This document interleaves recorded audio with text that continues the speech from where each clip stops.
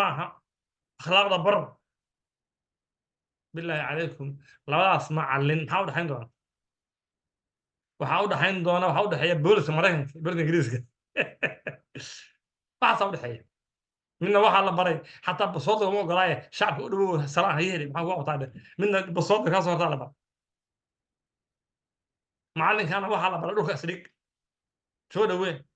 oo ilmaha hadday jiran yihiin xataa wallaahi ma dhahan waa jiranahay iskuulka kaba inay aadaan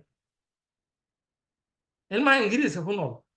isniinta monday ma jirta isniinta ma jirtadaan maya xataa hadduu sabtiga haddii xanuunsanaa isniinta waa caafimaad qabaa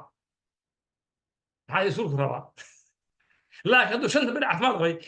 sabtiga hadda waa jiran yahay maxaa dhacay qur-aanku nacaya iyo macallinka jooga meesha example inaan diinta u noqono wax fiican ma